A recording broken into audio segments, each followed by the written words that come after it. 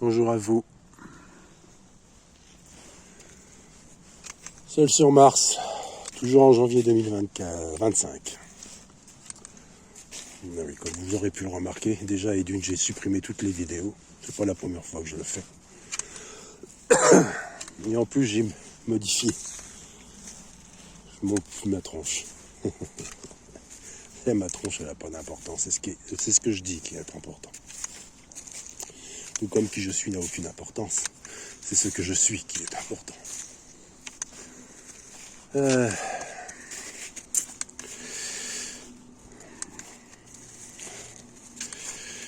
L'unité entre l'Église et l'État. Alors bien entendu, la franc-maçonnerie a créé en 1905 la séparation entre l'Église et l'État.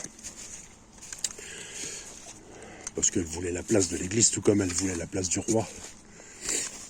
En fait, elle a toujours voulu la place de tout, puisqu'elle a fait de l'homme un dieu. C'est la seule et unique fonction de la franc-maçonnerie, le seul et unique désir, c'est de faire que l'homme décide de tout, sans jamais questionner l'éternel. Dieu qui n'est pas le Dieu des religions, je le répète. Parce que les religions, je le répète encore une fois, ont été basées sur des enseignements et des petits groupes.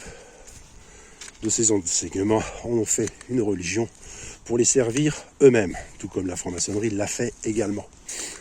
Tout comme le pape l'a fait également avec. Enfin bref, toutes les religions ne servent qu'à servir des groupes de personnes, à les enrichir et à servir les autres hommes. Il n'y a rien d'autre. Strictement rien d'autre, parce qu'elle ne vous élève pas vers Dieu. Elle ne vous montre pas qui est Dieu. Elle vous conduit vers une fausse croyance.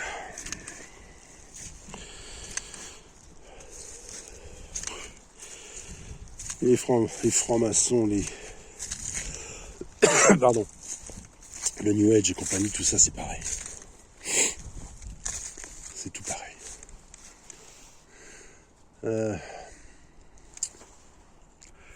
Ces religions, avant qu'elles apparaissent, les organisations étaient faites bien différemment. Mais il y a toujours eu des hommes pour vouloir chercher à dominer les autres hommes. À une différence près. Il y avait une unité entre l'Église, entre guillemets, les prêtres et l'État, le pouvoir matériel, le pouvoir de décision pour l'ensemble de la société. Alors c'était pareil dans beaucoup de civilisations, qu'elles soient grecques, romaines, celtes, étrusques ou autres. C'est-à-dire qu'il y avait les prêtres, il y avait les civils, et les uns et les autres se rassemblaient dans... Alors il y a plusieurs noms, des scolas, des basiliques, bref, ce sont des assemblées de personnes. Mais avant toute chose, il était question, on questionnait. On questionnait quoi? On questionnait qui? On questionnait le divin, on questionnait le ciel. En fait, on pourrait dire que ces prêtres qui exerçaient dans ces basiliques, ces squales, on pourrait les qualifier de médiums en quelque sorte, puisqu'ils étaient en lien avec l'invisible. Et ceux qui n'étaient pas en lien avec l'invisible, pensaient à l'organisation de la société, et en fonction, on questionnait donc, on va dire, des oracles, pour savoir si ceci pouvait être fait ou pas. Et si cela pouvait être fait, comment le faire. Parce que je le répète, on ne fait pas n'importe quoi, n'importe quand, n'importe comment, n'importe où.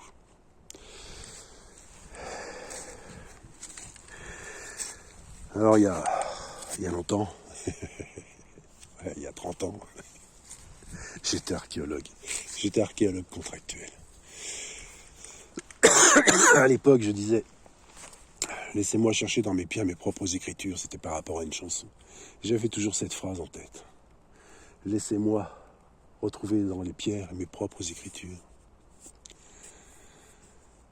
Et je travaillais avec un chercheur du CNRS qui s'appelait Jean-Louis Bruno, spécialiste des enclos proto-historiques, spécialiste donc de la période celte. Et de tous ces sanctuaires dits à sacrifice, notamment des sacrifices d'épée, où il y avait les sanctuaires à tête, et tous ces ossements d'animaux que l'on retrouvait dans les fossés. Donc sa spécialité, c'était le sanctuaire de Ridemont-sur-Ancre, dans la Somme, Picardie. Mais pas que. Avec lui, j'avais travaillé sur un petit sanctuaire à Saint-Just, en Chaussée. Dans ce petit sanctuaire, on retrouvait dans les fossés, justement, des épées pliées. Des épées en bronze qui avaient été pliées. Et on voyait qu'elles avaient été pliées volontairement, comme sacrifiées. Et donc, par rapport à ces sanctuaires, bon, évidemment, comme l'homme ne peut pas expliquer les choses, il parle toujours de sacrificiel. Et moi, j'ai toujours dit, surtout ces dernières années, que ces sanctuaires, c'était pas des temples. C'était pas des temples où l'on sacrifiait des animaux aux dieux. C'était tout simplement des abattoirs. Parce que la mort n'est pas un spectacle. Et que la mort était donnée dans une enceinte, à l'abri des yeux du profane. Et que la mort était donnée d'une certaine façon dans le respect des âmes. Et qu'une fois que cette mort était donnée, les armes qui avaient servi à effectuer cette exécution, ce sacrifice, étaient elles-mêmes sacrifiées, car elles ne devaient plus servir. Mais ces animaux sacrifiés n'étaient pas offerts aux divins. Non, elles étaient offertes aux hommes de la communauté et aux femmes. Parce que on mangeait de la viande, mais comme je l'ai déjà dit, le problème avec votre société actuelle, c'est qu'elle va toujours dans les extrêmes. J'ai déjà dit que le véganisme et toutes ces choses-là n'a pas de raison d'être, puisqu'il n'est pas demandé de ne plus manger de viande. Il est demandé d'en manger moins et de faire les choses correctement. Voilà pourquoi. Il est plus important, il est beaucoup mieux que vous changiez votre civilisation. Cette civilisation où les animaux sont tués dans l'irrespect, et je l'ai déjà dit, je le répète, je préfère la chasse à l'abattage de masse. Comprenez-le bien. L'homme a toujours chassé pour se nourrir, à ses risques et périls. Et l'animal a toujours eu une chance de s'en tirer. Contrairement à l'abattage de masse, où il n'y a aucun respect.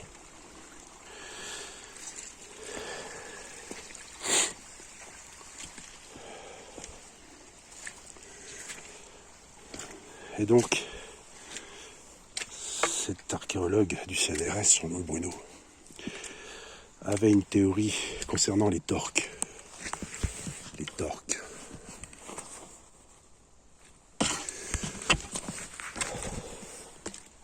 Où il disait que pour lui c'était un symbole de connexion au divin. Et bien avec ces dernières années, je dirais qu'il avait vu juste. Il avait vu tout à fait, totalement juste. Et je vous ai déjà comparé le torque à cet anneau utilisé en électroculture que l'on place autour du tronc des arbres pour le protéger des maladies et lui permettre une bonne pousse tout en captant l'électricité, l'énergie qui se trouve autour de nous et réguler ainsi sa croissance en le plaçant à 30 degrés sur une inclinaison de 30 degrés autour du tronc orienté vers le nord. Eh bien, c'est à peu près cela, n'est-ce pas? 30 degrés orienté vers le nord. Et oui, en ce moment même, je suis orienté vers le nord, mais cela, c'est un hasard.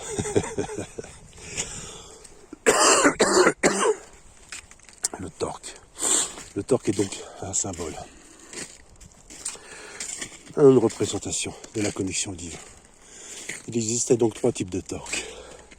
En or, en argent, en bronze. Comme des grades. L'or étant le grade le plus élevé, on va dire, l'auréus, l'or, le réal, ou encore le basileus, le roi.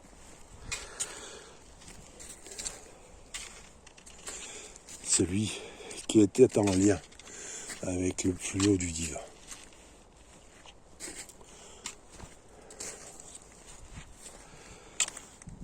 Voilà pour ce qui est de la représentation et de la compréhension de l'usage des torques.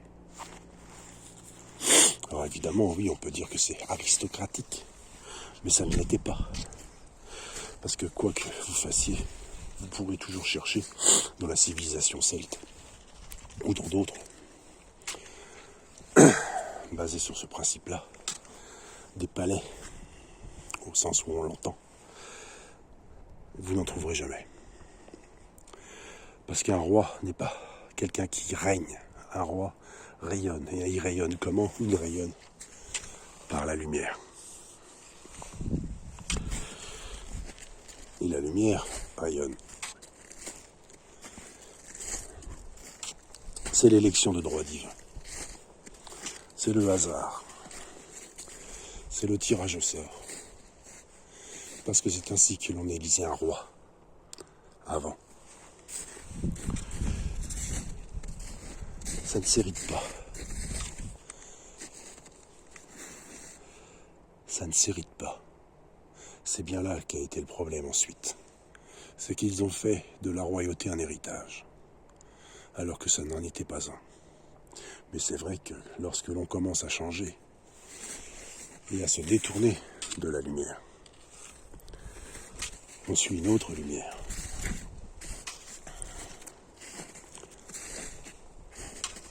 Et c'est là que ça devient dangereux.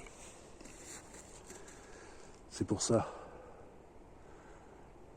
que tout roi doit être humble et ne jamais se sentir supérieur à d'autres. Jamais. Parce qu'il n'est rien de plus que les autres. Comme les autres, il fait caca. Contrairement à Emmanuel Macron dans votre société qui visiblement, lui, ne fait jamais caca.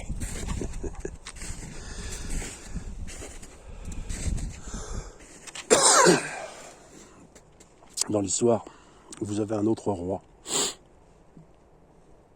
qui ne se sentait pas supérieur aux autres. C'était le père d'Alexandre le Grand,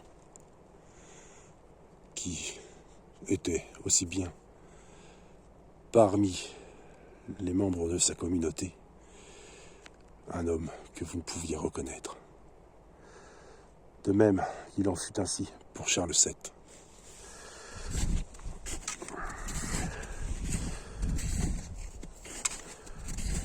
Lorsque Jeanne d'Arc, c'est pour ça, souviens-toi Jeanne. Souviens-toi Jeanne. Lorsque Jeanne d'Arc a été présentée au roi et que le roi était caché parmi la foule, Jeanne d'Arc a reconnu le roi.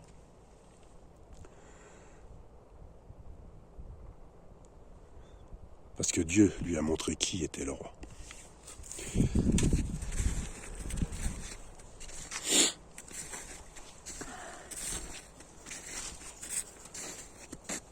Et Dieu vous montrera le roi. Et seul Dieu sait faire ce genre de choses. Ça va, tranquille? Ça gratte? Tu fais de la luge? Ouais, impeccable. Bon, allez, sur ce, je vous laisserai. C'est la raison, pardon, dernier mot. C'est la raison pour laquelle il ne doit pas y avoir de séparation entre l'Église et l'État. L'Église étant un terme et l'État étant un autre terme. On va dire, il ne doit pas y avoir de séparation entre le cercle et le carré. Parce que le carré ne peut pas faire les décisions sans l'autorisation, enfin sans avoir questionné le cercle avant tout, puisque le cercle se trouve lui-même dans le carré et pas à l'inverse. C'est pas la quadrature du cercle à réfléchir. Sur ce, je vous souhaite une excellente journée. Force et courage, foi, confiance en ce qui vient. Et prenez soin de vous.